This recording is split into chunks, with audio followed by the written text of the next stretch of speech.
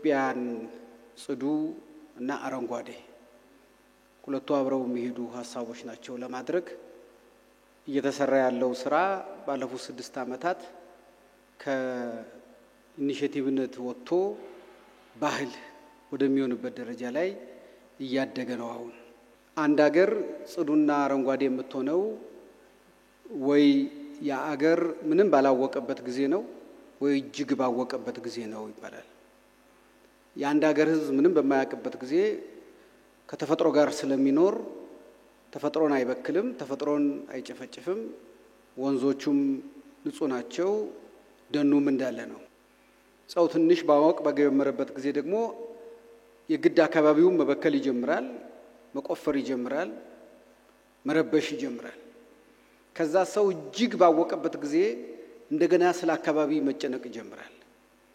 አሁን አገራችን እጅግ የምታውቅበት ጊዜ ላይ ስለደረሰች አካባቢ ያስጨንቀን ጀምሯል፣ አረንጓዴነት ያስጨንቀን ጀምሯል። ይሄ እንደ መንግስት ብቻ ሳይሆን በየሰው ቤት ስትሄዱ በተለያዩ አካባቢዎች ስትሄዱ ለማጌጥ እንኳን ሰዎች አረንጓዴ ነገር መምረጥ ጀምረዋል። የተፈጥሮ ነገር ቢያጡ ከፕላስቲክ የተሰሩ አበባዎችንና ቅጠሎችን በቢሮአቸው፣ በምግብ ቤታቸው፣ በቤታቸው ውስጥ እንዲኖሩ ሰዎች ዛሬ ይፈልጋሉ። ይሄ ባህሉ መለወጡን ነው የሚያሳየን። በትምህርት ቤቶች፣ በመስሪያ ቤቶች በአካባቢ ዛፍ መትከል እና የተተከሉ ዛፎችን መንከባከብ ባህል እየሆነ ነው። መንገዶች ሲሰሩ የሚተከሉ ዛፎች ድሮ ሁልጊዜ ፈተና ይገጥማቸዋል። በአካባቢው ልጆችም ሌሎችም እንስሳትም ይጎዷቸዋል። አሁን ግን የአካባቢው ማህበረሰብ ተው ይላል፣ ያጠጣል፣ ማንም ሳይጠይቅ ራሱም ይተክላል። ቦታ መሬት ቢያጣ በማሰሮ ወይም በሌላ ዕቃ የሆነ ነገር እንዲኖረው በአካባቢው ይፈልጋል። ስለዚህ ሰው እጅግ ማወቅ በጀመረበት ጊዜ የማወቅ አንዱ ምልክቱ የሚሆነው ለንጽህናና ለአረንጓዴ ነገር ባለው ንቃት ልክ ነው። እድገት ከጽዳትና ከአረንጓዴ ነገር ጋር አብሮ ካልሄደ ደግሞ እድገቱ ሺህ ጊዜ ፈጣን ቢሆን ተአምራዊም ቢሆን የመቀልበስ ዕድሉ ምንም የሚያጠራጥር ጉዳይ አይደለም። ምክንያቱም እድገት በምንም መልኩ ከተፈጥሮ ጋር እንዲጣላ ሊፈቀድለት አይገባም። እድገት ከተፈጥሮ ጋር ከተጣላ መጨረሻ ተፈጥሮ ሰውን ትቀጣለች። ዝም ብላ አታይም። ስርዓቷ ይዛባል፣ ሙቀቷ ይዛባል፣ ድሮም ማናቃቸው አዳዲስ በሽታዎች ይመጣሉ። የሰው ልጅ ተመራምሮ መድኃኒት ያላገኘላቸው ነገሮች ይመጡና ሰውን ያስጨንቁታል። ባለፉት 10 ዓመታት ይኸው በዓለም ላይ የሆነውን ማሰብ ለዚህ ጥሩ ነው። ብዙዎቹ የሚመጡ በሽታዎች ድሮ የታሰበባቸው የሚታወቁ የወረርሽኝ አይነቶች አይደሉም። ወይም ደግሞ ከአካባቢ ንጽህና ጉድለት የሚመጡት በጣም እየቀነሱ መጥተዋል። ዓለም ስለ ጽዳት ያለው ዕውቀት እየጨመረ መጥቶ ግን በቴክኖሎጂ በጣም ሲራቀቅ ተፈጥሮን ደግሞ ስላጠፋት በተፈጥሮ መዛባት የሚመጡት በሽታዎች ግን በጣም አደገኛ እየሆኑ ደግሞ መጥተዋል። እንስሳቱን ይጎዳሉ መጀመሪያ፣ እንስሳቱ ደግሞ ቀጥለው ሰውን ይጎዳሉ። ስለዚህ ጽዳትና አረንጓዴ ነገር አብረው የሚሄዱ የእድገትን ቀጣይነት የሚያረጋግጡ ናቸው። እንደ ሚዲያ የሚዲያና የኮሙኒኬሽን ኃላፊዎች ባለሙያዎች 3 ነገር የሚጠበቁብን ይመስለኛል ኢትዮጵያን ጽዱና አረንጓዴ በማድረግ ሂደት ውስጥ። አንዱ ግንዛቤውን ለሁሉም ማህበረሰብ ተደራሽ ማድረግ ነው።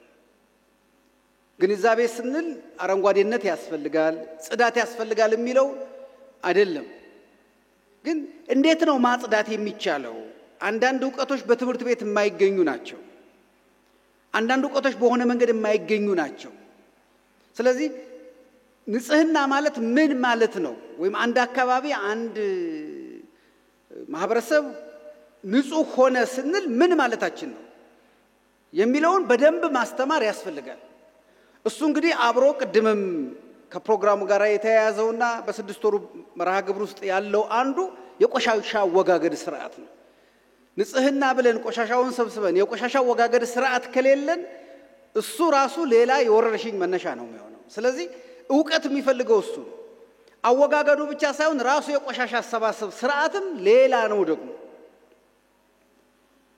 የቆሻሻ ማስወገጃ እቃዎችን ከመጠቀም ጀምሮ ከቤታችን ሲነሳ ቆሻሻ የቆሻሻ አሰባሰብና አወጋገድ ስርዓት ዕውቀት የሚፈልግ ነገር ነው እሱ ክህሎት የሚፈልግ ነገር ነው በአረንጓዴውን ስናይ አረንጓዴ ማድረግ ምን ማለት ነው ከሚለው ጀምሮ በቀላሉ አካባቢያችንን አረንጓዴ የምናደርግባቸው መንገዶች ምንድናቸው አንዳንድ ጊዜ ወጪ ብቻ ይመስልናል አረንጓዴ የሚያደርገው ግን ምንም ወጪ ሳናወጣባቸው ለምሳሌ በቤታችን ከምንጥላቸው ዕቃዎች ለሆነ ነገር ገዝተን ከምንወረውራቸው ዕቃዎች ለዛፍ መትከያ እንዴት መጠቀም እንደምንችል አፈሩን እንዴት ማድረግ እንደምንችል የተፈጥሮ ማዳበሪያ እንዴት መጠቀም እንደምንችል በቤታችን ውስጥ የምናስወግዳቸው የብርቱካን የሙዝና ሌሎች ልጣጦችን አሰባስበን ማዳበሪያ እንዴት መስራት እንደምንችል በሰፈራችን ላሉ አትክልት ስራዎች ማስተማር ያስፈልጋል በአንዳንድ ሀገሮች እንደምናየው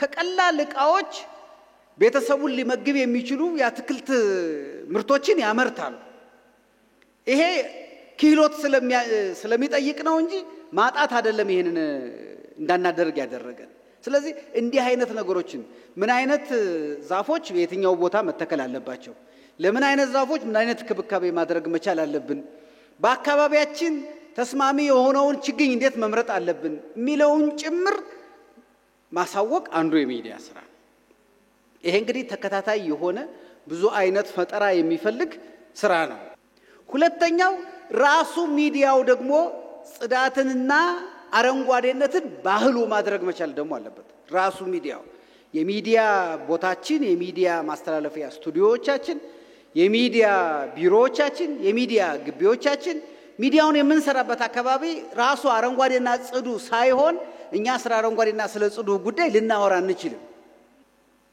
ግቢ ላይ ኖረን ይችላል ግን የሚዲያ ቦታዎቻችን ያለ ግቢም ቢሆን አረንጓዴ መሆን መቻል አለባቸው በመናስተላልፋቸው ፕሮግራሞቻችን ውስጥ ያ የሚዲያ ስቱዲዮዎቻችን ካላቸው ቦታ ምን ያህሉን ያረንጓዴና የጽዳትን ጉዳይ ያሳያሉ አረንጓዴ አድርጉ ጽዱ አድርጉ ማለት ብቻ አይደለም እኮ ከሚተላለፈው ቃለመጠይቅ ከሚተላለፈው ፕሮግራም ከሚተላለፉት ነገሮች ጀርባ ዛፎች ይታያሉ ወይ አትክልት ይታያሉ ወይ አረንጓዴ ነገሮች ይታያሉ ወይ ጽዱ ነገሮች ይታያሉ ወይ እሱም ባደረግን ቁጥር በማህበረሰቡ ውስጥ ባህል መፍጠራችን አይቀሬ ነው ከዛ ሶስተኛው ጉዳይ ደግሞ ጽዳትና አረንጓዴ ነገር የዚች ሀገር ባህል እንዲሆን ማድረግ ልክ ቡና መጠጣት ባህል ሆኗል ሰርግ ባህል ሆኗል ልቅሶ ባህል ሆኗል አመት በዓል ሲሆን ተሰብስቦ መብላትና ዘመድ መጠያየቅ ባህል ሆኗል አሁን ይሄ ምንም ማስታወቂያ ያስፈልገው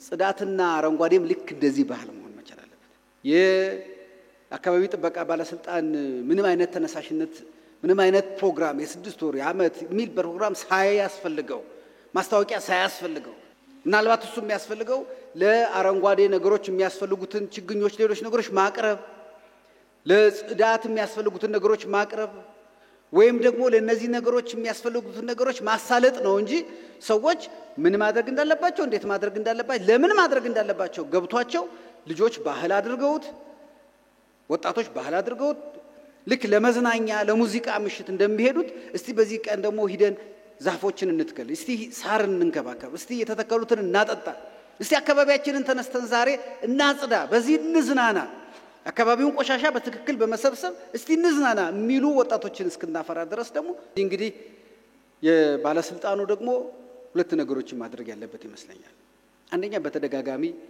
የሚዲያ ኃላፊዎች ብቻ ሳይሆን በሚዲያ ውስጥ የሚሳተፉ ተዋናያን ሁሉም አካባቢን ጥበቃንና ያረንጓዴን ጉዳይ በተመለከተው ሁሉም እስኪያውቁ ድረስ መስራት መቻል አለበት በአንድ ቀን በሁለት ቀን በሶስት ቀን ሴሚናር የሚሆን አይደለም ሁሉም ከጥበቃ እስከ ዋና ስራ አስፈጻሚው ድረስ ያሉት የሚዲያ ተዋናያን በሙሉ ጽዱ ኢትዮጵያን አረንጓዴ ኢትዮጵያን እነሱ ራሳቸው ባህላቸው እስኪያደርጉ ድረስ መስራት መቻል አለበት ሁለተኛ ሚዲያው የጽዱ ኢትዮጵያንና የአረንጓዴ ኢትዮጵያን ስራ በሚሰራበት ጊዜ በፋይናንስ መደገፍ መቻል አለበት ፕሮግራሞች ዛሬ ከፍተኛ ገንዘብ ነው የሚፈልጉት ካሜራው ገንዘብ ይፈልጋል ሂዶ አንዲት የአንድ ደቂቃ ዶክመንተሪ ወይም የአንድ ደቂቃ ማስታወቂያ ለመስራት 10 ሰዓት 12 ሰዓት 13 ሰዓት መቅረጽ ያስፈልጋል የሚሰማራው ባለሙያ ብዙ ነው የሚሄድበት ትራንስፖርት አለው ትራንስፖርት ነዳጅ ይፈልጋል የሚሄደው ጋዜጠኛ አበል ተቀብሎ ነው ከሚዲያው የሚሄደው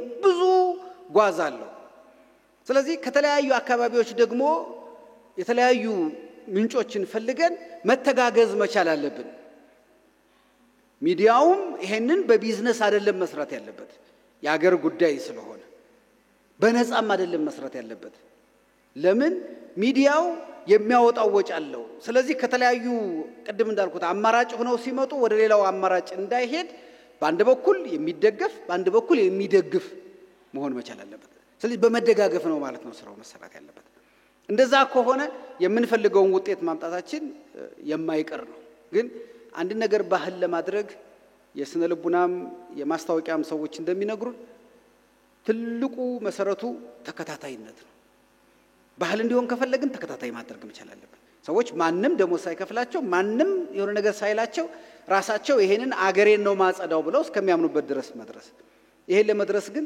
ተከታታይ የሆነ ትውልድ ላይ የሚሰራ ስራ ይፈልጋልና ጥሩ ነገር ነው የጀመርነው ባለፉት 6 ዓመታት የሰራናቸው ስራዎች ምን ውጤት እንዳመጡ አይተናል ያገራችን የአየር ሁኔታ አሁን የደረሰበት ዝም ብሎ የመጣ አይደለም ቡና ላይ የምናየው ሻይ ቅጠል ላይ የምናያቸው ውጤቶች ዝም ብሎ የመጡ አይደሉም በየአካባቢው የምናየው የዝናብ መጠን አመት እስከ አመት የማይቋረጥባት ሀገር የዝናብ የማይቋረጥባት ሀገር እስከመሆን የደረሰችው ዝም ብሎ የመጣ ነገር አይደለም ምክንያቱም